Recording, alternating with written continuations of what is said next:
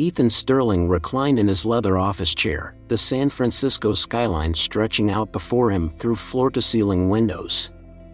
His penthouse office, perched high above the city, was the heart of Sterling Innovations, the tech empire he had built from the ground up. At 32, he had everything: wealth, power, and influence. What he didn't have was patience for unexpected interruptions, and right now, his old high school friend Liam Carter was pushing his limits. "You owe me, Ethan," Liam's voice crackled through the speakerphone. "For what, exactly?" Ethan scrolled through stock reports on his monitor, barely paying attention. "Senior year. Physics final. You let me copy your formulas. I would have failed without you." Ethan smirked. "That was 10 years ago. I think the statute of limitations has run out on high school favors." Liam chuckled. "Come on, man. It's just one evening. The reunion ball is next month, and you need a date." "I don't need a date," Ethan countered. "I can show up alone. Or better yet, not at all." "Well, that would be a shame, considering you were voted most likely to change the world back in the day," Liam teased. "People want to see if you lived up to the hype." Ethan sighed, rubbing his temple. "Cut to the chase, Liam. What's your angle?" A brief silence. Then, Liam said, "I want you to take Olivia Park to the ball." Ethan frowned. The name sounded familiar, but it took a moment to place it. Olivia Park. The quiet girl from high school. The one people whispered about, the one who shrank into the background as others laughed at her expense. His fingers hovered over his keyboard before he typed her name into a search bar. The results made him sit up straighter. Dr. Olivia Park, pediatric reconstructive surgeon at Boston Children's Hospital. "She's a doctor?" he muttered, scanning through her accolades. Articles, research papers, awards. She wasn't just a doctor, she was a damn good one. "Yeah," Liam said. "And back in high school, people treated her like dirt. Including me. And you? You didn't say a word. You weren't cruel, Ethan, but you stood by and watched." Ethan exhaled slowly. "And taking her to a high school reunion is supposed to fix that?" "It's not about fixing the past. It's about giving her a chance to show everyone who she really is. And maybe, showing you something too." Ethan hesitated. He had spent the last decade distancing himself from high school. He wasn't the same kid who had once sat silently at cafeteria tables while others mocked someone for their braces or oversized glasses. "And if she says no?" he asked. "Then at least you tried," Liam said. "But trust me, Ethan, you need this as much as she does." Ethan stared at Olivia's professional headshot on his screen. A woman in a white coat, still wearing glasses, but with a confidence in her expression that hadn't been there before. "Fine," he said at last. "I'll reach out. But when she tells me to get lost, that's on you." Dr. Olivia Park had spent the past 6 hours in the operating room, performing a delicate facial reconstruction on a 6-year-old boy who had been in a terrible car accident. Now, as she stripped off her surgical gloves and mask, exhaustion weighed heavily on her shoulders. But as she reached for her phone in the break room, a single email notification made her pause. From Ethan Sterling. Her fingers hovered over the screen. Ethan Sterling. The name stirred up memories she had long buried, hallways filled with whispered insults, stifled laughter, and a younger version of herself trying to disappear behind thick glasses and metal braces. He hadn't been cruel to her back then, but he hadn't stopped the cruelty either. She tapped the email open. "Hi Olivia. You probably don't remember me, but we went to Valley High together. I know this is out of the blue, but our 10-year reunion is coming up, and I wanted to see if you'd consider attending as my guest. I know high school wasn't the best experience for you. Honestly, I wasn't the person I should have been back then. But I've read about the incredible work you do, and I'd like the chance to reconnect, not out of pity or guilt, but because I think we're both different people now. If this is too strange or unwelcome, I understand completely. Ethan. Olivia let out a slow breath. She wasn't sure what surprised her more, that Ethan Sterling had reached out, or that his message didn't reek of empty apologies and self-serving nostalgia. She appreciated his honesty, but that didn't mean she was ready to waltz back into a room full of people who had once treated her like she was invisible, or worse, a joke. Still, a small, rebellious part of her whispered, "Why not?" She set down her phone and pulled up a blank email draft. Ethan. I appreciate your honesty about reaching out. Since we're being direct, let me be clear, I've avoided all alumni events for a reason. However, I have a proposition. I'll attend the reunion with you, but on one condition. I will wear a masquerade mask the entire evening. No one sees my face until I decide. If that's too strange for you, I understand. Olivia. Before she could overthink it, she hit send. Everything okay? Dr. Lisa Wong, her mentor, leaned against the doorway, sipping a cup of coffee. Got an unusual invitation this morning, Olivia admitted, stretching her sore neck. Lisa raised an eyebrow. Let me guess. High school reunion? More like an experiment, Olivia said, crossing her arms. Lisa smirked. And the mask? Olivia glanced at her phone, her heart racing when she saw Ethan's near-instant response. Intriguing proposition. Can we discuss it over coffee? A slow smile formed on her lips. Maybe this was ridiculous. Maybe it was reckless.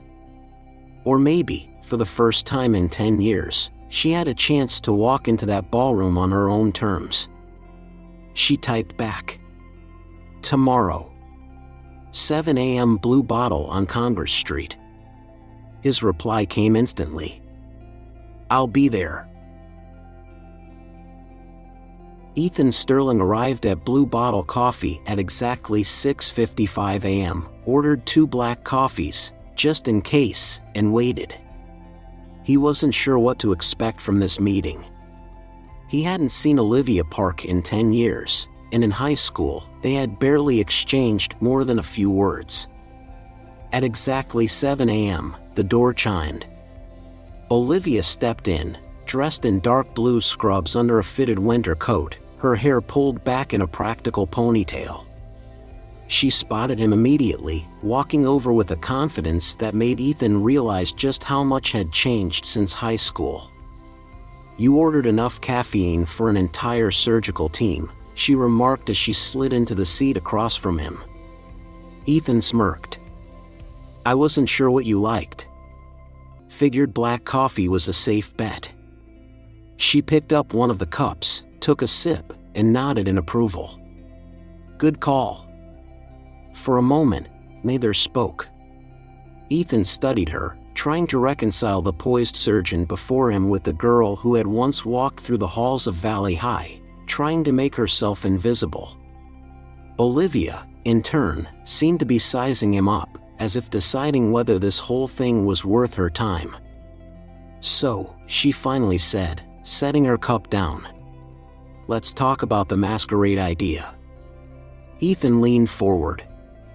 I have to admit, it's unconventional. Why the mask? Olivia stirred her coffee absent-mindedly. Because for once, I want people to talk to me before judging me. Back in high school, they never got past the glasses, the braces, the awkwardness. She met his gaze directly. I want to control the narrative for once. He nodded slowly. Makes sense. But if we're going to pull this off, we need a plan. People are going to ask questions. Already thought about that. Olivia pulled out her phone and tapped the screen. If anyone asks, we met at a medical technology conference in Boston last month. Ethan raised an eyebrow. That's not entirely a lie. I was at MedTech Boston. So was I. She smirked. Different sessions, obviously. Obviously. Over the next hour, they hashed out the details.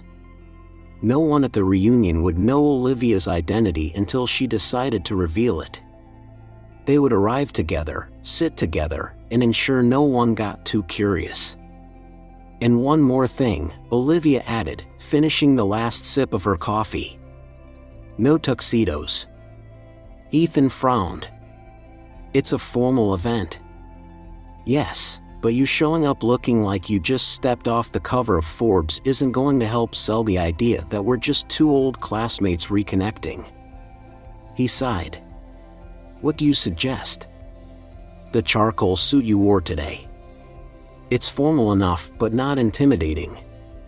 Ethan chuckled. You've really thought this through. Of course I have. She stood, tossing her empty cup into the trash. If we're doing this, we're doing it right. As she walked out, Ethan found himself smiling. He had expected this to be awkward, maybe even a little painful. But for the first time, he realized something surprising. He was actually looking forward to seeing where this would go. Ethan Sterling adjusted his cufflinks and took a deep breath as he stepped out of his black Mercedes in front of the Grand Plaza Hotel. The massive chandeliers inside the ballroom cast a warm glow, and through the tall glass doors, he could already see clusters of former classmates mingling, exchanging exaggerated stories of success and carefully curated nostalgia. Beside him, Olivia Park stepped out of the car, her midnight blue gown catching the light as she adjusted the mask over her face. Crafted with intricate silver filigree and delicate crystal embellishments, it framed her eyes but concealed the rest of her face, adding an air of mystery. She was stunning, elegant, composed, and completely unreadable. Ethan glanced at her. Ready? No, Olivia admitted, smoothing the fabric of her gown. But let's go anyway. They walked together into the ballroom, her hand resting lightly on his arm. The moment they entered, conversations dipped ever so slightly, curious glances flickering in their direction. People expected Ethan Sterling to make an entrance. He was, after all, the tech mogul who had graced business magazines and television interviews. But the woman beside him, masked and poised, commanded attention in a way that made people whisper. Ethan Sterling, a familiar voice called out. Jennifer Mills, once the queen of Valley High, approached with a perfectly practiced smile, still exuding the effortless charm that had made her the center of attention back then. I had a bet going on whether you'd actually show up. And you brought a mystery guest? Ethan smiled smoothly. Jennifer, this is my date. Jennifer's gaze swept over Olivia, assessing, curious. And does she have a name? Olivia returned the look evenly. She does. Jennifer blinked, caught off guard by the cryptic response. Ethan smirked. We met at a medical technology conference last month in Boston. She's in medicine. That's fascinating. Jennifer's eyes narrowed slightly. Something about you seems familiar. Olivia simply tilted her head. Maybe you've met me before. Or maybe I just remind you of someone.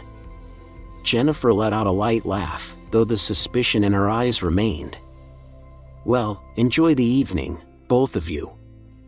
As Jennifer moved away, Olivia exhaled softly. That was almost too easy. Ethan chuckled. You rattled her, though. She's dying to know who you are. I know. Olivia sipped her champagne, scanning the room. let them wonder.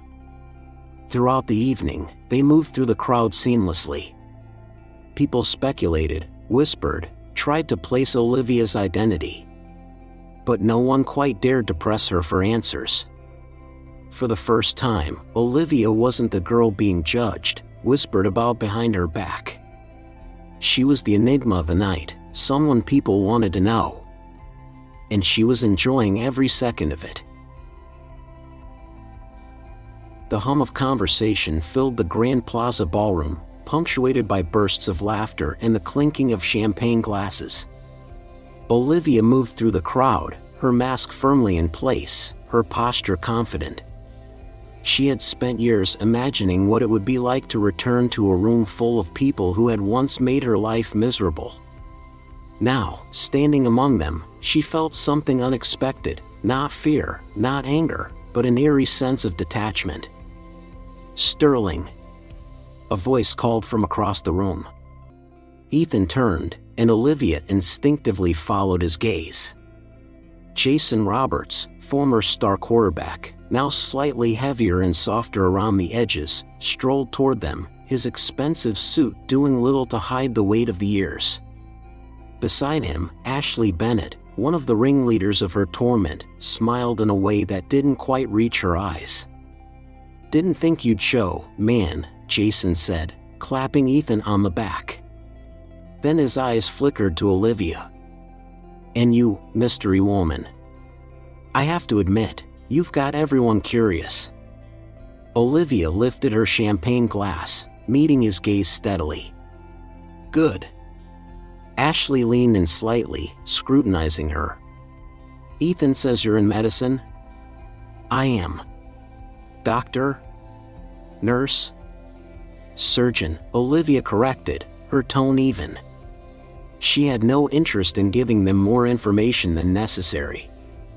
Ashley's smile faltered for just a second before she recovered. "Wow. Impressive. You must be really good if you're already a surgeon at our age." Olivia took a sip of her drink. "I am." Jason laughed. "Feisty. I like her, Sterling." Ethan's posture stiffened beside her, but Olivia didn't need him to step in. She wasn't the girl they had known in high school. Ashley studied her again, her eyes narrowing slightly. "You know, I swear you look familiar." Olivia tilted her head, watching as recognition slowly dawned in Ashley's eyes. The way her lips parted slightly, the flicker of discomfort crossing her face, it was enough. "You remind me of..." Ashley hesitated, her voice dropping slightly. "But that's impossible." Olivia let the moment stretch, then smiled beneath her mask. "Funny how time changes things, isn't it?" Ashley's face paled slightly. Jason, oblivious, chuckled. "Well, whoever you are, you certainly know how to make an entrance." "That I do." Olivia turned to Ethan, lightly touching his arm. "Shall we?" "Of course." He guided her away, but not before she caught the way Ashley shifted uncomfortably, as if the past was suddenly pressing in on her. Once they were out of earshot, Ethan glanced at her. "Are you okay?" Olivia exhaled slowly. "Better than I thought I'd be." For the first time, she realized the power had shifted. They weren't the ones in control anymore. She was. The night had unfolded exactly as Olivia had planned.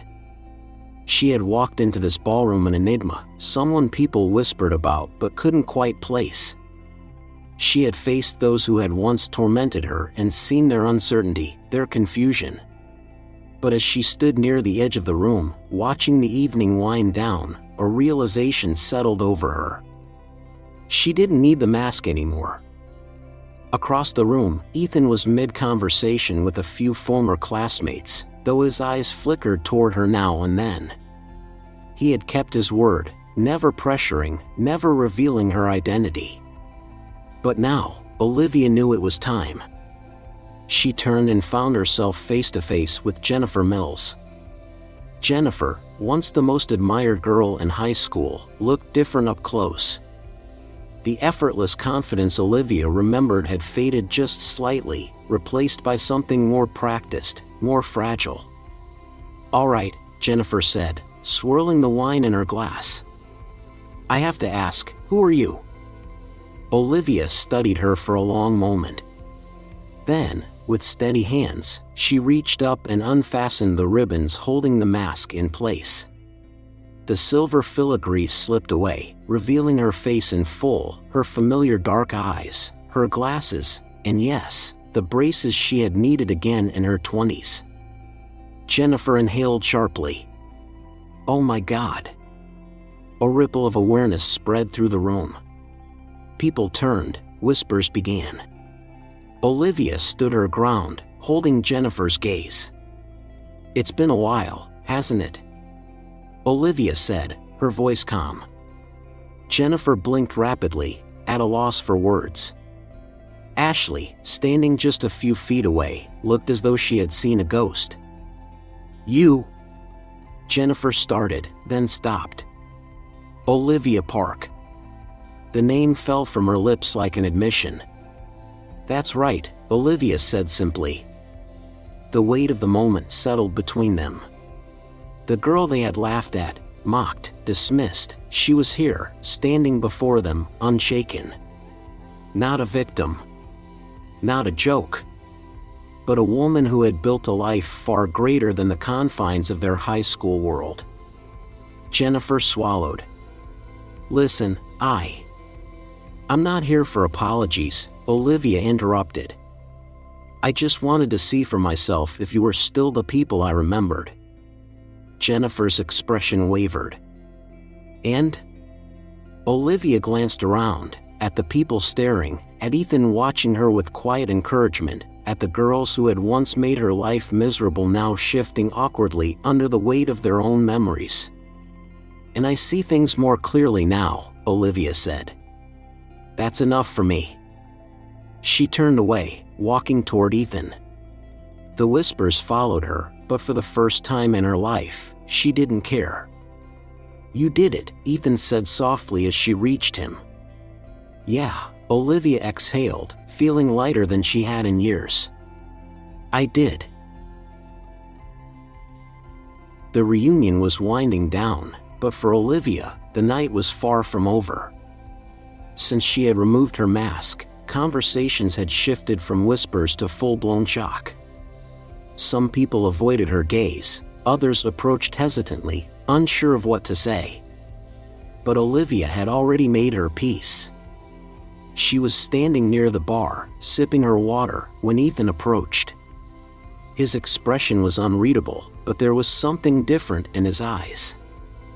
"I need to tell you something," he said. Olivia raised an eyebrow.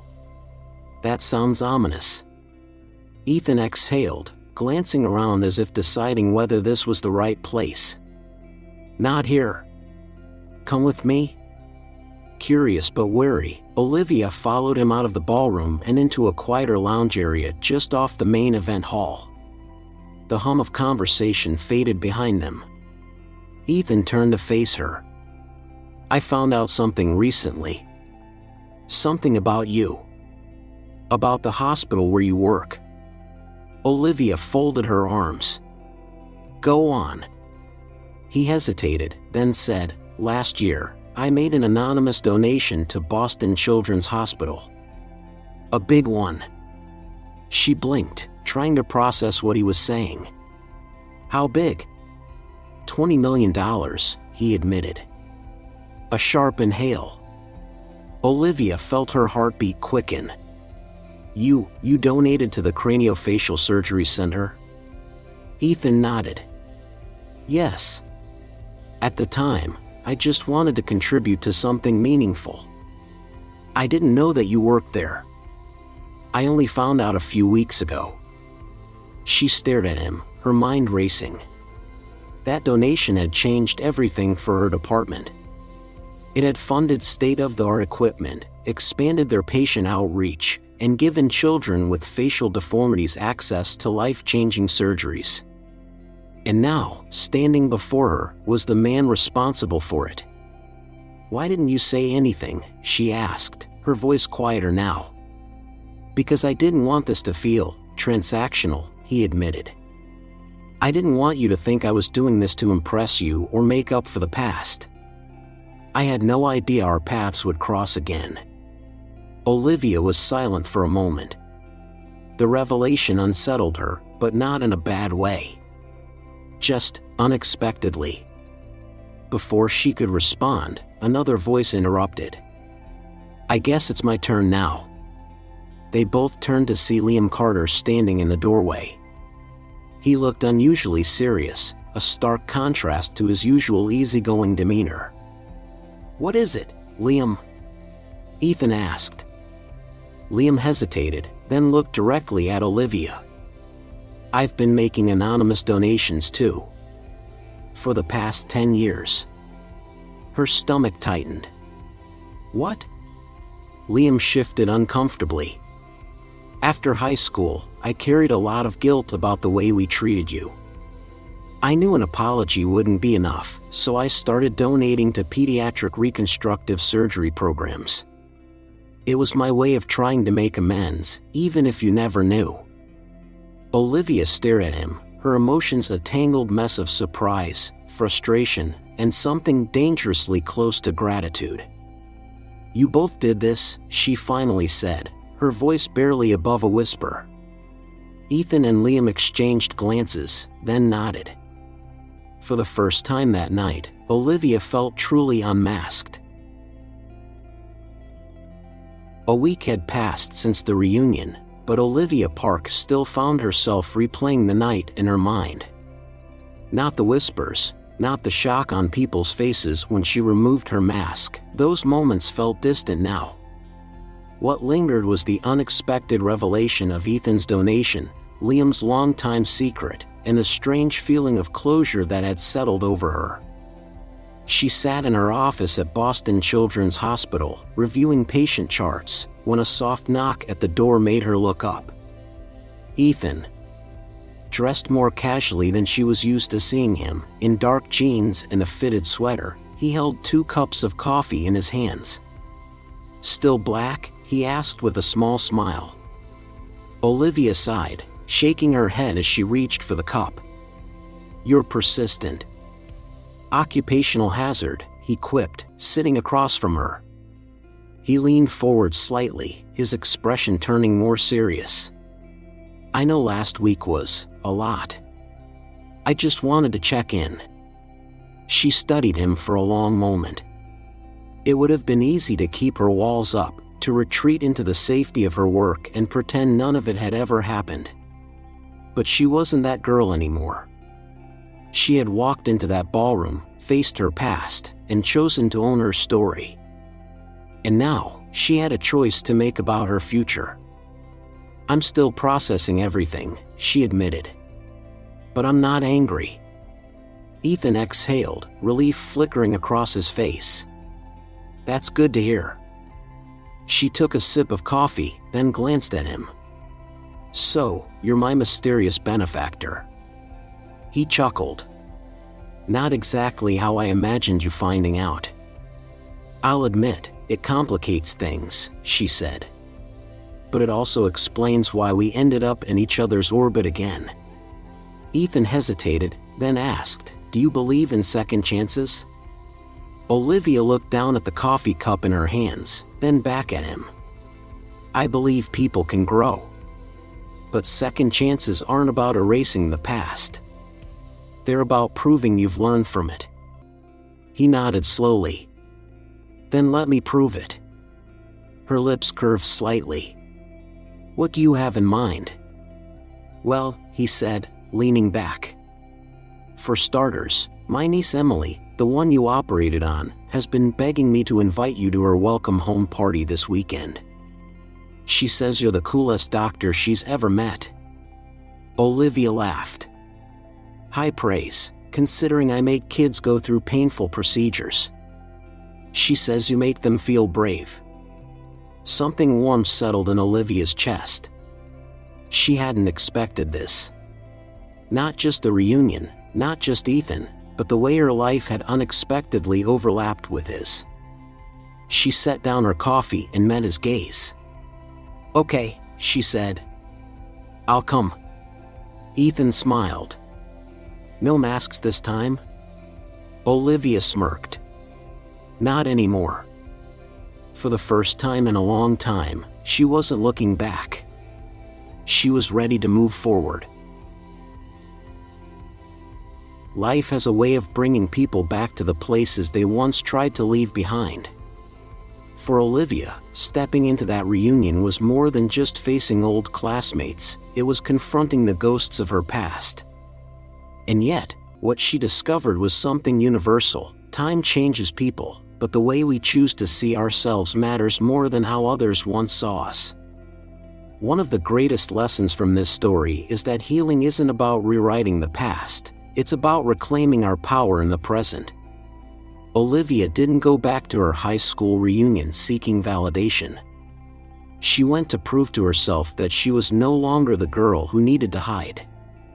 She had built a life of meaning, one that had nothing to do with the approval of those who once belittled her. That is a lesson we all can carry. Our worth is not determined by our past, but by the choices we make today. Ethan's journey also holds a powerful truth. Redemption is not about erasing guilt, but about taking action to be better.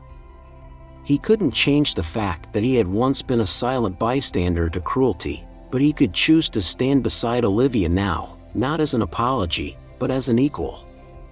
His story reminds us that it is never too late to grow, to make amends, or to support those we once overlooked.